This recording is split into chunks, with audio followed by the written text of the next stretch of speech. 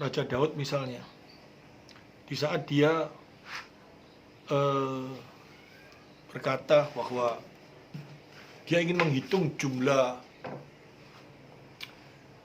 kekayaannya dan dia mau menghitung jumlah tentara yang dia miliki. Allah tahu dalam hatinya, dia tidak mengucapkan syukur bahwa segala sesuatu yang dia miliki itu bukan karena kemampuan dirinya, bukan karena dia mengunggulkan kesombongan dirinya, tetapi karena Allah yang melakukan dalam hidupnya. Dia lupa mengucapkan syukur. Dia lupa berpikir bahwa Allah yang melakukan itu dalam kehidupannya. Dan Allah menegur dia. Itu semuanya terjadi di dalam kitab-kitab perjanjian lama. Banyak hal yang terjadi hal yang demikian.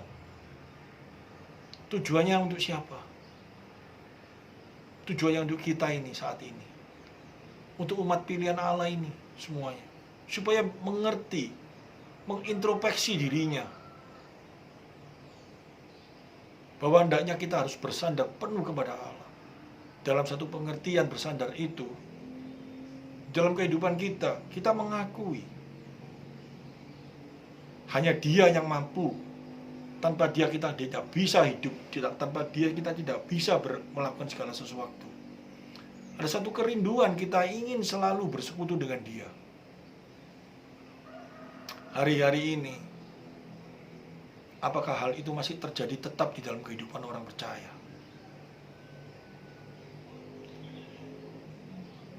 Ya, saya pakai pakaian ini jangan jadi pemikiran yang salah. Ini lambangnya Batman. Jadi saya bukan kelelawar, itu iblis. Kelelawar ciptaan Allah, nggak ada hubungannya dengan iblis kelelawar itu.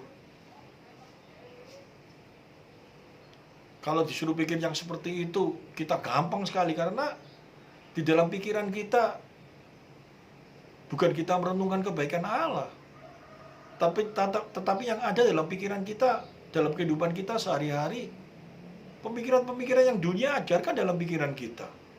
Kelelawar itu Dracula, itu tidak ada dalam firman Tuhan yang seperti itu.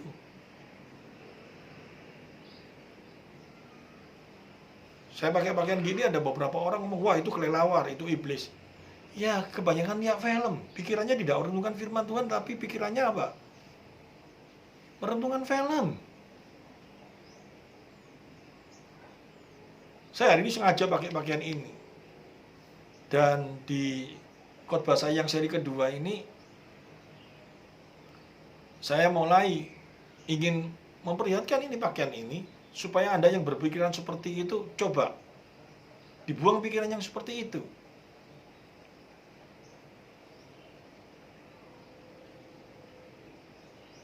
Yang harus ada dalam pikiran kita, bukannya kita memikirkan hal yang demikian, tetapi yang harus ada dalam pemikiran kita satu, selalu tertuju kepada Dia. Mulai kitab Kejadian, Allah itu selalu mengingatkan umatnya yang demikian. Hendaknya selalu dan selalu melihat segala kebaikan Allah dalam hidupnya. Tujuannya satu kok. Kenapa sih kita ini harus bersandar kepada Allah? Tujuannya satu.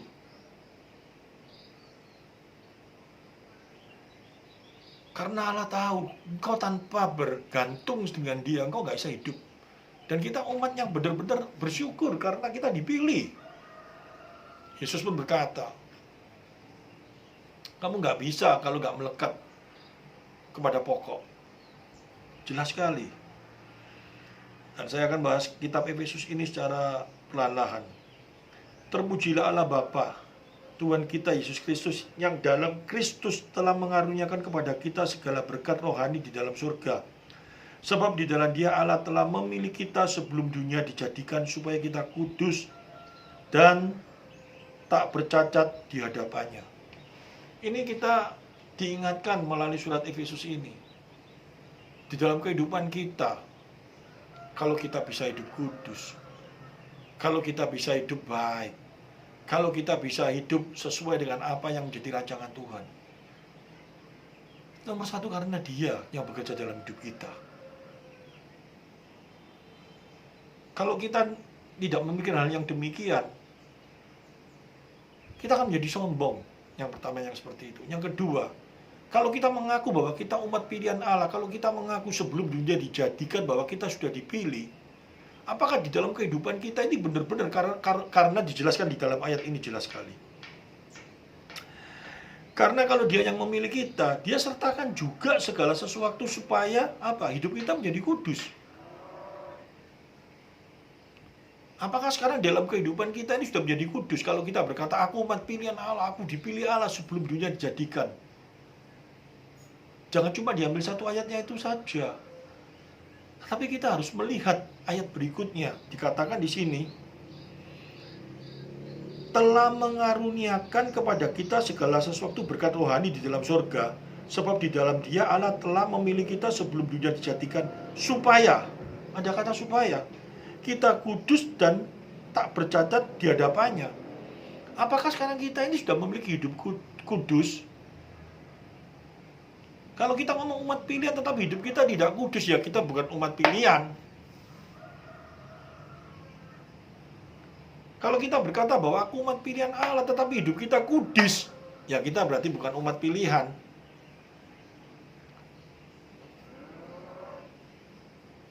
Tetapi apakah kita bisa jatuh dalam dosa? Bisa, tetapi kita harus cepat bangkit. Kalau kita memang umat pilihan Allah, kita harus menang atas dosa kita. Harusnya seperti itu dalam kehidupan orang percaya.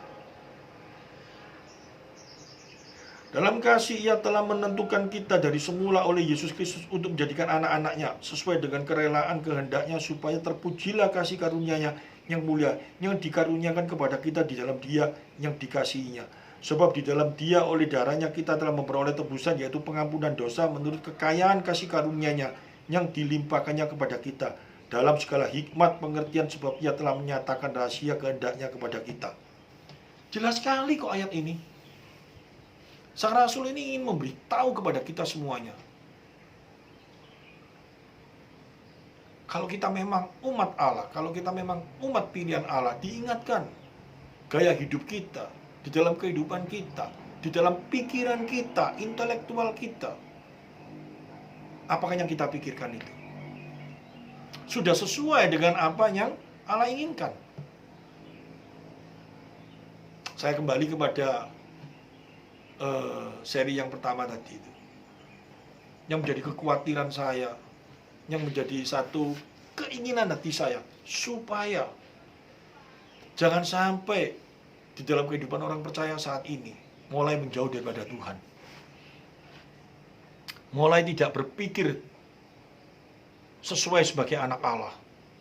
Ada satu kerinduan untuk bersekutu, ada satu kerinduan untuk memberikan satu persembahan yang hidup, yang kudus di hadapan Tuhan. Yang biasanya kegiatannya sangat luar biasa sekali, yang biasanya selalu hatinya terfokus kepada Allah, yang sekarang mulai menyimpang. Ayo kembali kepada Allah. Yang sekarang mulai malas-malasan, bahkan mulai berpikir rasanya enak seperti gini. Ayo kembali kepada hati yang mula-mula yang dulu. Ada satu kerinduan untuk kita dapat bersekutu dan beribadah bersama-sama. Saya percaya bahwa hal ini akan terjadi bagi memang umat pilihan Allah. Ada satu kerinduan yang terus mengalir dalam kehidupan kita. Ada satu keinginan yang terus terjadi dalam kehidupan kita. Saya tidak memperpanjang lagi, dan mari kita tundukkan kepala. Allah Bapa, terima kasih atas segala hal yang telah Kau nyatakan dalam hidup kami. Jika di antara kami yang saat ini mulai mengalami satu kelemahan, Tuhan pulihkan kembali. Tuhan ingatkan seperti bangsa Israel, melalui para nabi-nabinya, melalui para imamnya, melalui para hakimnya. Tuhan ingatkan kembali kepada kami. Saat ini kami tidak melalui para hakim, tidak melalui para nabi, karena nabi sudah selesai. Tetapi melalui firman-Mu yang sempurna ini yang sudah kami terima ini Tuhan, Kau ingatkan kami kembali, supaya kami kembali memiliki iman yang benar di hadapan-Mu.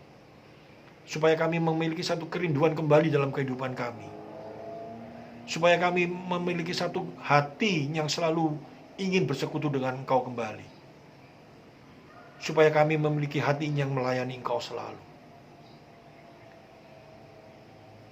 Jagai hati kami semuanya Tuhan di dalam kuat kuasa-Mu. Jagai kesehatan kami Tuhan, supaya kami dapat memuliakan Engkau selalu di dalam tubuh yang sehat ini Tuhan. Terima kasih Tuhan, terima kasih. Kau berkati kami di dalam segala hal, supaya kami mampu mengalami kehidupan yang baik dan memuliakan Engkau. Di dalam nama Tuhan Yesus Kristus. Haleluya. Amin.